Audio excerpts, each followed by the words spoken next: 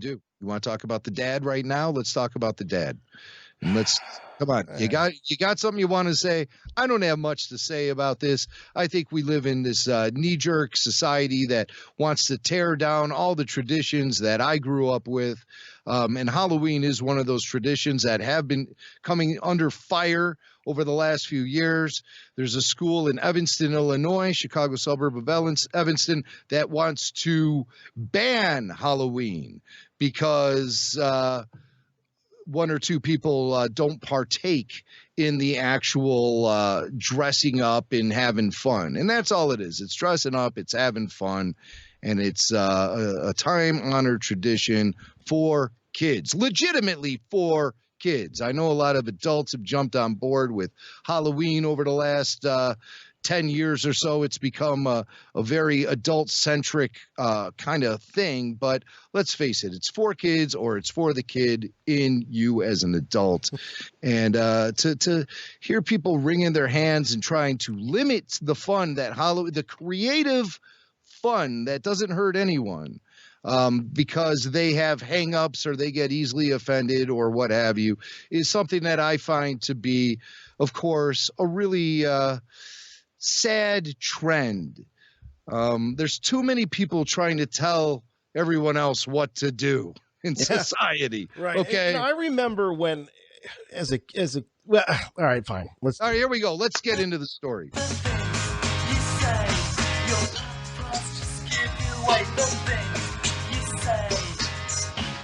It's unthinkable. All right. This guy, Ryan Britt, he's a writer over at fatherly.com. I've never seen this site before, but it showed up in my Star Wars news feed. Mm-hmm. And, you know, this cancel culture that we live in, too. Everything we don't like, we're going to cancel. We're going to cancel people off social media because they have opinions we don't agree with.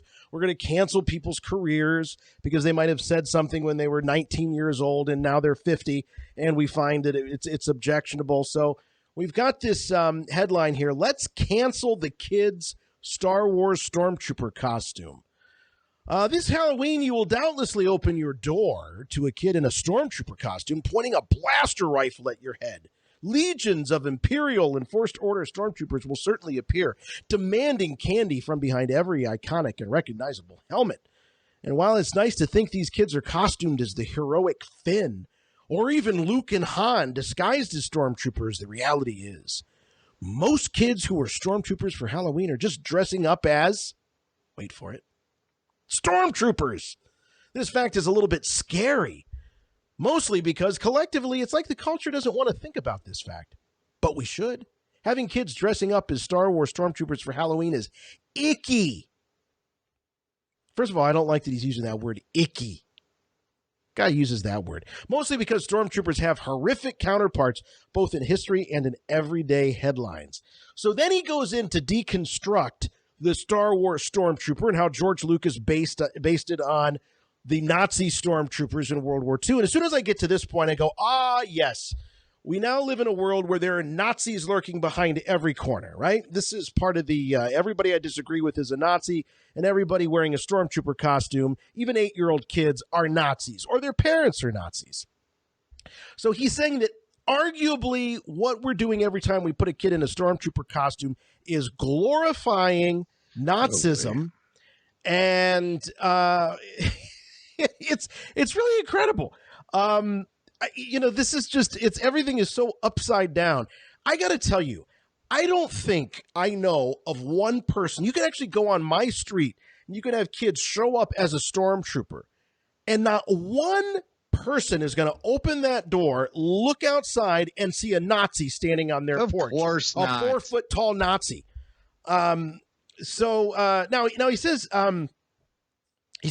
this is where it gets scary and icky, because there's a fundamental difference, according to Ryan here, of dressing up as a stormtrooper than dressing up as Darth Vader or Kylo Ren.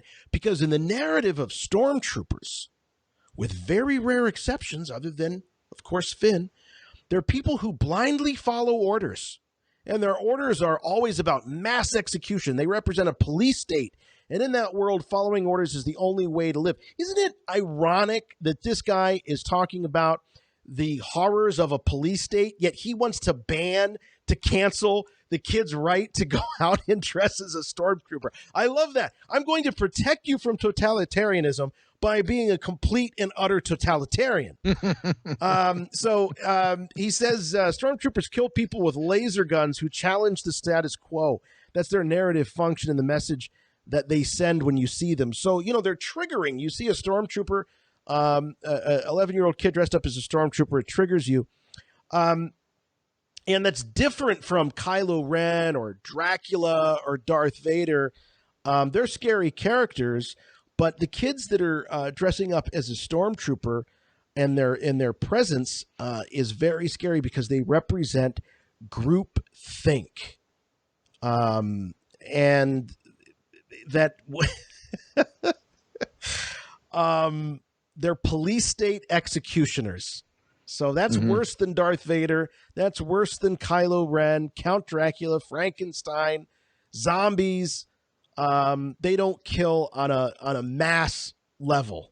Although you could say zombies do because, they spread the virus, right? It turns other people into zombies.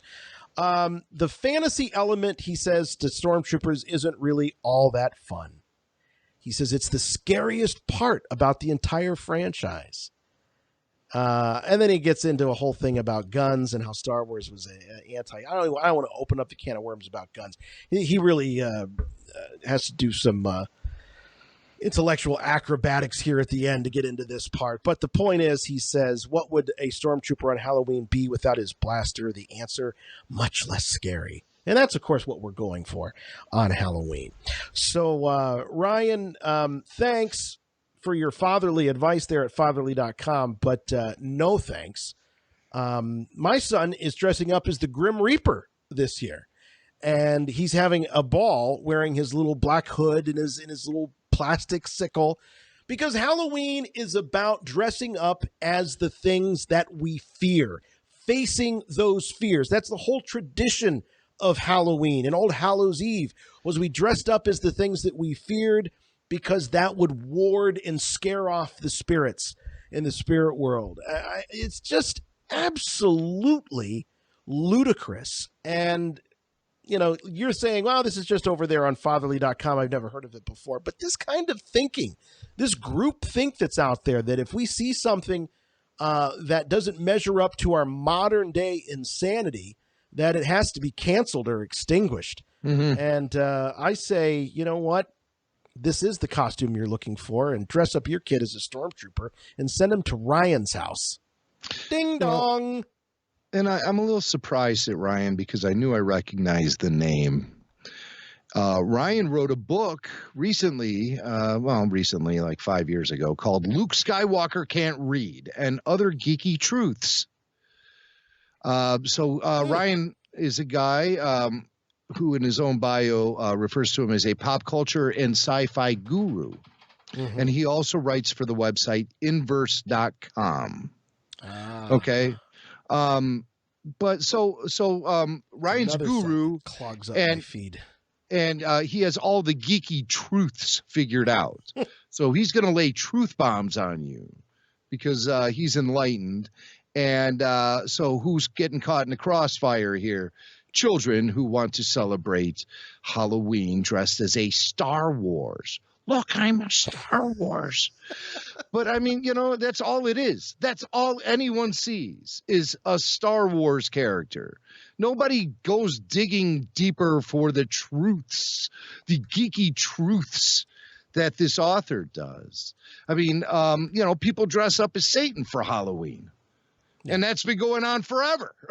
How come nobody's saying anything about Satan? Yeah. Leave our Star Wars alone. Leave Halloween alone. Quit trying to cancel tradition. Sick of you. The same crap comes up year after year. I'm tired of it. It's just people looking for clicks or looking for attention. Yeah. Well, he got it. We're talking about it. We are. That's what we do. And I have no hang up with the dude. If that's what he wants to write about, he can write about it. I'm not saying that he should come under any sort of attack or anything. I'm just saying that he he's a little heavy-handed in his approach, and Yeah. It's kind of embarrassing to watch, quite honestly, from my seat here in Realityville. Yeah. So because you read this stuff and it's like you're living in an SNL sketch that won't end. You know, it's just the kind of stuff that you couldn't even make up. That we've advanced to the point where it's offensive to be dressed up as a sci-fi character, and little kids flirt with this idea of bad guys. When you're a little kid, the bad guy is exciting. I've watched this with my own kids, especially my son. And it is that flirtation with the bad, the trouble, that where they learn, if they've got good parents, where they learn what the limits are. And it brings them back. But, you know, this notion that we're going to be able to save our kids and stop our kids from ever getting tempted by trouble is crazy. It's not going to happen. And two, even if it did happen, it wouldn't be healthy. Mm-hmm, mm-hmm. Let's just wrap society up in bubble wrap and see what happens. Sure, safety for all. Safety for all. Safety is not good. I'll tell you that. It is not good. All right, we're going to go. Safety's not good, kids.